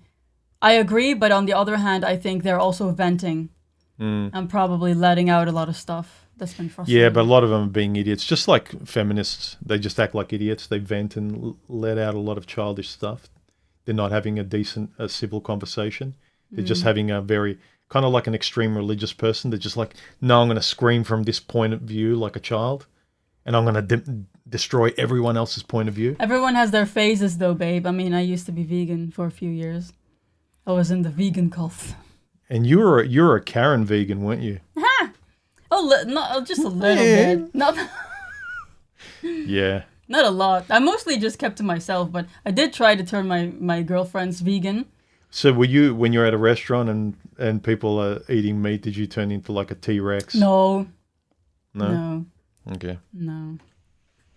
All right. Any last comments? We're going to get out of here and enjoy the rest of Valentine's Day. Yeah. All right. I basically the last thing I'll say on this topic about screaming kids and crying kids in public is, if it happens, I'd love to see more mums trying to quieten the kids down, say something, leave if they can't, give the kid a toy, something, but not just sit there. Or people talking loudly on their phones and not really caring about, like, treating the outside world like it's their bedroom. You know what I will say, Karu? When I was vegan for 3.5 years, my hair was so healthy. My skin completely cleared up. Like, I was really healthy. So that's good about being vegan, I guess. Well, and this is the thing about change. Like, people change, but people love to point out, you're vegan. And they love to kind of like keep poking you. You're vegan. You made this mistake. This is what you used to say. I know on my channel, you made a video on this 5 years ago. It's like... Yeah, but I feel like it's your choice how you feel about that. Yeah. Because when people say that to me, I'm proud that I used to be vegan. Like, for 3.5 years, like it's good. You remember where you were at and you're not embarrassed. Like you were a vegan, you believed in it. Yeah, like it's your choice how you think about what you used to do or what you used to be. Yeah. Yeah, when I sit back and don't get too defensive about it, when I think back when I was part of the Manosphere community, like I was doing it in a way that I really felt proud of finding answers, and I kind of found how I thought and developed boundaries and just learnt a lot from it. But then when it's time to there's a point where you've learnt everything, and then it's starting to become, you're becoming part of a church. You want to use the information and go forward. And I don't look back on it as embarrassed, because I kind of did it my way, and I was proud while I was doing it. And obviously now I've changed, and I know I'm no longer under that umbrella. You're no longer under the umbrella. I'm vegan. When you talk about yourself, you don't start with, as a vegan, I think blah, blah, blah. I think in hindsight, the best way to be a vegan is to just be a vegan, but just shut up, Like, just be a vegan. Like, enjoy it, good for you, but don't, involve other people or try to turn other people. Preach or something, yeah. We got a few fun ones. When I eat vegetables, I'm miserable. A Big Mac saved her. You know what saved me? No, it didn't save me, Donuts. But I don't see it like that. But yeah, donuts actually made me stop being vegan. Because every time I wanted to order donuts, I had to get vegan donuts, obviously. I had to order them from this place, in a different city in the Netherlands. And it just started to really annoy me. And then I started noticing with other stuff that I wanted to eat, I just always had to check the packages and sometimes order from websites and stuff. And I think I just got kind of fed up. I just wanted to be able to eat everything. Animals have to die because I don't want to wait. I gave it 3.5 years. I got a tattoo that says vegan also, but you can't see it. So luckily it's not too big. Yeah. Luckily I didn't put it on my arm or something. On your head. On your neck. Oh, you would have never been with me if I had done that. No. I always think that no animal suffered for my meal, so it just doesn't taste good. Oh. Well, donuts taste good. And Yeah. animals, I guess, suffer when they get milked for like the sugar and the cream and the topping and all of that sort of stuff. American fatties. A Serbian dating. Well, I'm not a vegan anymore. No. I used to be. That's almost 10 years ago that I stopped being vegan, almost. Well, that's very rare when you think of a Serbian vegan. That's a rare thing, because the staple of Serbia is like just roasted pig on a spit and meat. It's just meat and rakia. Yeah. Well, I still have a few little ticks from being vegan. Like, I still don't drink milk. I do eat stuff with milk in it, but I don't drink like milk. I always drink almond milk or something in my oatmeal or cereal. And lamb. I don't like eating lamb. You don't like the flavor? No, it's not about the flavor. It's about the thought. That's just something that stuck with me about like the treatments and everything. Yeah. So ugly big animals, it's fine, like hamburgers. Like I guess. Big dumb cows, but like little fluffy lambs. Yeah, that's just the only two things that kind of stuck from being vegan. Lamb is probably my favorite dark meat. I don't even know if I've ever had it. Maybe I wouldn't even like it. Is it like steak? Better than steak. Because I don't like steak really. It's a bit more fatty, but the flavor's delicious. I gotta take you and get. You know why it's so delicious? I'll get a souvlaki one day. Do you know why it's so delicious? Why? Because of the way that they're treated when they're a baby. They have them lay down the whole time in those little houses, like a dog house. They have like hundreds of them with lambs, and they make them like lay down and not be able to move. And then they kill them, and because they don't walk or anything, like the meat becomes very like soft or something. And delicious. And delicious, I guess, and that's why it tastes so good. Yeah, so that just stuck in my head. I'll take her for a souvlaki, and then she'll be, oh my god. So that's lamb. Yeah, fuck lambs. Yeah, and then do you want to start? I feel like I'm finally like in a good mood now. Like I'm finally more awake. I was so serious the first hour. But this usually happens. By the end of it, you're like... Yeah. Takes you a while to get going. Yeah, I know. But me, in the morning, I'm not a morning person. She's like out of bed. And in the morning, she's like, come, babe, I'll make you a coffee. And she'll be like, oh, let's talk about such and such. And I'll be like, you start. Like, I can't even... My engine takes a while to get going. But I don't get staying in bed in the morning. Because that to me is just like torture. Like when I wake up or my alarm goes, I just get up right away. Yeah. I don't get like staying in bed and putting the alarm on a second time. That's just torture to me. Yeah. I think I live in the moment more than you do, because at night I want to make the day last as long as possible. So I stay up really late, sometimes longer than I want to. I'm the night owl. She loves going to bed earlier because she's impatient. She wants the next day to start. Yeah. So she's like, yeah, fuck today. I want tomorrow to begin. Like, I'm enthusiastic about. So you're future focused. You're goal oriented. I'm not goal oriented. I'm like, I just want to enjoy this as long as possible. So I just stay up as long. So in the morning, I can't get up. It's like, oh, this feels so good. I don't want to get out of bed. The only time I don't mind going to bed really late is like on a cheat day. If I can just keep eating, then I don't mind. Everything's about food with you, isn't it? Yeah, I know. All right. Any last comments? And are we really going? Well, come on. Generate something interesting. We can do a rapid fire.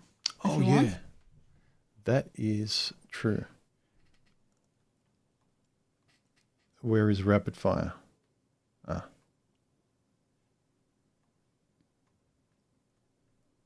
Whoa, okay. My best friend is a Frenchman who is a vegan, but every time we go to a French restaurant, he orders meat. What? Well, that's obviously not a vegan. No. That's not a vegan. What are you talking about? Yeah, but that's stupid. That's like a girl who's a virgin, but every time she goes clubbing, she bangs guys in the toilets. Yeah, I know. Like a born again virgin. Yeah. Yeah, food is awesome, man. Food is like one of the best things in life. I'm weird that way. In that way, we're very opposite. I don't get hungry. I get excited by food, but I don't feel hunger pains. I can go the whole day and I forget to eat and I get a headache. My stomach starts making noise, but I don't really feel hunger pains at all. Yeah. I don't know what it is. Maybe I've got a stomach tapeworm or something in my stomach that's eating all the... No, because then you would just lose tons of weight. And then I'll be even more hungry. That's not about... But I just don't have hunger. I think it's also often because a lot of people, especially women, I think, form like a sort of a relationship with food, where it's, especially if you like comfort eat as well, then it's like you just get like this connection to food or something. All right, rapid fire questions. Come on, babe. Who is the bigger spender? You are. Me. Normally. Yes. You buy more stuff? Yep. I have been ordering a few books for Dutch and Serbian and stuff, but normally you, I would say. Yeah. Yeah. Yeah, because you're just fine with what you've got, and sometimes you want to upgrade, or if something breaks, you'll get something new. But a lot of times, even I'll say like, "Oh, babe, here's a better bag than the one you've got," and she's like, "No, what do I want another? I'm not interested." Yeah. She just does, and she always says, "Do you want me to get another husband?" Yeah, that's a good one, actually. Buff Grosky, you're just fat. What? Foie gras. Oh, that's bad. That's like the geese. Geese. Foie gras. Geese that get stuffed with something. Have you ever seen that? I've heard of it. I think that's like the fatty liver, right? Foie gras. They get like geese and they put like a tube in their beaks and they just pump food in it because they want them to get fat. So their liver gets fat and then they eat the liver. It's really, I used to be vegan, babe. It's horrible. That sounds gross. Yeah. All right. You're just fat. What's your point? Huh. Okay, sorry, babe. I keep getting distracted. So I'm the biggest spender. Yeah. What's their most used phrase? That's dumb. That's mine. That's dumb. I know what mine is. Where's my phone? Yep. Babe, where's my phone? Where's my phone? Where's my phone? I always leave my phone somewhere around the house. Yeah. Yeah. Who is the better gift giver? You are. I almost never get you gifts. No, but you never think of gifts. You're not material anyway. So I think your brain just doesn't go there. But it's not like an intention, like she doesn't care. She's just like, oh, sorry, or... It's because... But it's also good because I don't have to buy you gifts. You don't care. No. But you have gotten me little things here and there. But I think it's because I'm not material, like you said, but also because I don't drive. And I'm always with you. So that's also why probably... Yeah, kind of that thing's taken off the table. So your brain doesn't even go there. Like, you don't want to shop because you can't shop. You can't buy gifts because I'm there with you. Like, why are you going to buy... you can't buy me a surprise gift or something. You've got to buy it with me. Like, oh, babe, this and, So if I'm there with you, you might notice something, but you're never going to buy gifts because you don't drive. You're not material and you don't care. I'm also kind of happy that you don't get me gifts often. Because else, I would feel like I would have to do the same. So I actually like it. What's the last show you both binge watched together? Well, Mr. Beast. But that's more, I like that more. Yeah, you like that more than I do. We have to watch the last episode. I just watch it. You have to watch the last episode. I'll watch it with you. We've got nothing to do. She loves it. She's hooked on it. But you like reality TV much more than I do. Yeah, I would say so. But I think Mr. Beast, I'm enjoying it, I think, even more than Squid Games. It's really fun. Oh, package. We'll get it in a sec. Oh, shall I get it? Go. Okay. She has to get her books. What's another one? The last show we both binge watched together, I think, is I've been enjoying. I think it's the it's a series with Michael Fassbender. He's a FBI or Secret Service agent. I think it's called the I can't remember what it's called. It's got a few well-known actors in it. It's really good. I like that. What'd you get? It's from Holland. It's from my sister. Ah, okay. She got me some Dutch books. I'll open it later. And I was gonna Unboxing. I can't even open it, even if I wanted to. All right. Any last ones? Mr. Beast. I'm disappointed. Oh, it's awesome. I really like it. You don't like it? It's okay. It's exciting. But it's like watching a YouTube video.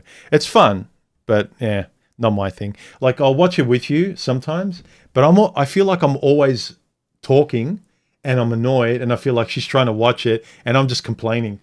Bullshit. Fucking kick them off. Who gives a shit? Like, and you're like, shh, babe, I'm enjoying it. What are your love languages? Oh, we talked about that last week. Quickly. Just our first one. My first one is quality time, and his first one is physical touch. Yeah, our top 3 are physical touch, quality. Well, they're different. So for you? Yeah, but our top 3, not in the order. Oh, okay. But it's the same top 3, but they're alternate. So quality time, physical touch, and communication. Communication. Yeah. So your top one is quality time and your second one is communication. Yeah. And my top one is physical touch and second one is communication. No, quality time. I thought it was communication. Okay, so no, quality time. Okay. Yeah. But anyway, yeah. I remember. Yeah. I like talking, so that's good. Agency. What are your love language in terms of giving and receiving? Yeah, we're not materialistic at all. In terms of giving it like gifts, that's the last one for me. She got 0% for gifts. Gifts. I got 5% or something, like really, really low. Yeah. But yours was absolutely 0. She doesn't care at all about gifts. No, not really, because there's a lot that comes with it. Like if you get me stuff, I have to get you stuff. Also, I'm not that material. Also, are you gonna get me what I actually want? And like, I don't know. And other stuff is just more important, I feel like. I feel like in their love languages, if your number 1 is the other person's last place, that's when you got a problem. Oh, really? Oh, I don't think necessarily. Well, if my first one was like gift giving and I really needed to be shown affection and love by you giving me gifts, I like gifts, and you feel 0 about gifts. It would be but it's you don't have to be compatible, because it's about what you do to me and what I do to you. Yeah, what you want to receive. Yeah, that's right. Yeah. Okay. Just compliments. Well, yeah, I do. I compliment you because I talk a lot. I'm always engaging with you. When you look nice, I tell you. I'm always giving you words of affection, which you like. Yeah, but I don't feel like that's like an overwhelming thing that you do. I feel like you do other stuff more. That's more important. Sure, but I think I like talking and it comes out naturally to me when I feel like saying something to you and I give you a compliment and I talk to you intimately. I think because you really like communication, that it just comes naturally because I like talking as well. And so it's just like effortless. Like you get what I like doing naturally anyway. All right. See, always happens. I want to wrap it up and it keeps going. Yeah, because it takes me like an hour to get into it, I guess, for some reason. But it's not just that you want to keep going. It's just that other stuff just keeps popping up. It's not that like, oh my God, I'm annoyed. We have more questions. We have 2 more. No, we don't. Where? Yeah, there. Where? Here. On the rapid fire. Yeah. Okay. Who takes up more space in bed? I think it's kind of equal. We've got a big bed. Yeah. We've got a king size. And we're never hogging the bed. I think we have so much space that's never an issue. No. Sometimes like when I get into bed, like you're like a starfish, you're like on this angle in the middle, and I'll just like nudge you over and you're like, oh, you didn't notice. But that's probably not often. Or sometimes I'm like hogging the blankets, you'll just tap me. But I think most of the time it's all fine. Like I never notice it. Yeah, and I like it. I like the space. It's a very big bed. Oh, Kari, we didn't get each other anything. No. Because I don't care about gifts. And all I care about is food, Karu. So we're going for a nice lunch. Yeah. So that's all I want. I just want food. I don't need a gift. After this, we're going to go have a Chinese. We're going to have a nice lunch and that's it. Because last week we went to a restaurant and it was so good. So we're going back there. Mm. What's your favorite dessert? Oh, that's your fruit salad. Yeah, I like fruit salad. Yeah. Like making a big bowl of a quarter of a watermelon. You get these quarter sliced watermelons from the supermarket or the grocery store. Greengrocer. And then a quarter watermelon cut up into squares into a big bowl with 2 large bananas, a can of chopped up pineapple, blueberries, and a handful of raw sugar mixed in. And sometimes you can put in like mango and whatever, but that's the basis. You mix it up in the fridge, give it 20 minutes to half an hour to get cold. Yeah. All day, especially in summer. You've been having that so much since we got back from Spain. I love it. It's summer. That's the best thing about Australia, the fruit from Queensland. For me, I have 2 things. One is like the prawn chips that I always have. They're really good. Yeah, you don't like them, but I love them. Boring as shit. No, I really like them. The flavor is so good and salty. And the other one is like a tub of Ben & Jerry's ice cream. Like, just give me a tub to have and I'll finish it in one go. That's really good too. Yeah, you've got me to try it. It's like, yeah, it's good. Or a bar of Cadbury chocolate. I don't like really, really strong sweet taste. I like mid-level, but I'm not a fan of, when something's so sweet, it's almost like acid. It's like too much. It's but I don't feel that it's like that. But you like that. You like something that can never be sweet enough. It can never be salty enough. Salty, true, but sweet, there is such a thing as too sweet for me as well. Really? But with salty, the only thing that was too salty for me was the disgusting Vegemite. That was gross. That's the only thing. You're not supposed to have too much of it. You're supposed to spread lightly. But then again, it's not for you. Then it's also disgusting. Yeah, but we didn't get anything each other for Valentine's Day. And this is the good thing about Stephanie. When she says, I don't want anything, it means she doesn't want anything. Yeah. If you say I like this, it means you like it. If you don't like it, you don't like it. If you say you've got a headache, you've got a headache.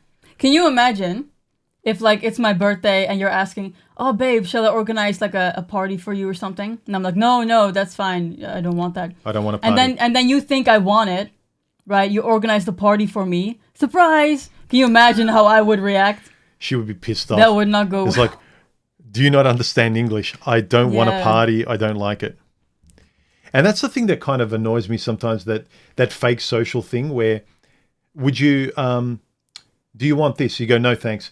Oh, here, don't be shy. Here, it's like, no, come on. It's like, am I speaking another language? Like, now you're being annoying. Like, you don't accept no for an answer. And then you look like the bad guy because they go, oh, relax. I was just being polite. No, you're not being polite. You're not listening to me.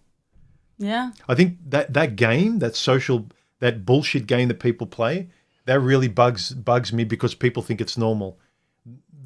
We've talked about this on another video where socially it's fine for a woman to pretend to want to pay, but it's fake, but that's part of the game you play. It's like, if you're offering to pay, I'm taking that as you're offering to pay. I've never heard about that before you told me about that. Because, I don't know, that just... If you say no thank you, it means no thank you. If you say yes please, it means yes please. If you say, oh no, you don't have to get me anything, it means you don't have to. But it doesn't mean, I've heard people say, but when a girl says that, she means the opposite. Well, why is she playing the opposite game? So when my girlfriend says she loves me, am I supposed to think she hates me? Where does it stop? Oh, now you're being silly. Really, I'm being silly. You're being childish. Like, be direct. Stop with the backwards, romantic, avoidant, I'm too scared to be honest bullshit games that we play. Like, you get rid of them, be direct, things will be a lot clearer. Yeah. Now I'm getting annoyed. Yeah, but I also don't understand why you would say no to something if you want it, or why you would say yes if you don't want it. Like, what's the logic behind that? Yeah, See? Karu, didn't he make a fruit salad? And he sent you a picture or something. Yeah. Karu said he tried the fruit salad because I always went on about it. And he Yeah. sent me a photo and he said, I fruit salad pilled him. Yeah. Yeah, fruit salad. You know when I really love fruit? When it's a hot day and I'm thirsty. Then fruit is like heaven. Heaven has big salad. Yes. Typical Serbian likes watermelon. Really? Karu wouldn't like that about me. Why not? I'll tell you later. Oh. No, Anyway. All right. I think we're done. Why is the audio blowing out on mine? Why is it going so loud? Okay, let me lower mine. All right. Let us end the stream for once. Why? It's only been 2 hours. How long have we been going? 2 hours. Yeah, shit, nearly 2 hours. All right. We're getting out of here. We're going to enjoy the rest of the day. You guys enjoy your evening or afternoon. What was smooth? That was smooth human. Did you like that? What? No, I'll tell you. I'll tell you later. It was about the watermelon thing. Ah, okay. Now I'm really I curious. smoothly avoided Ah, okay. I'm gonna ask him about it later, Karu. a racial comment. Ah. I'll explain it to you. Okay. All right. Bye. All right, bye.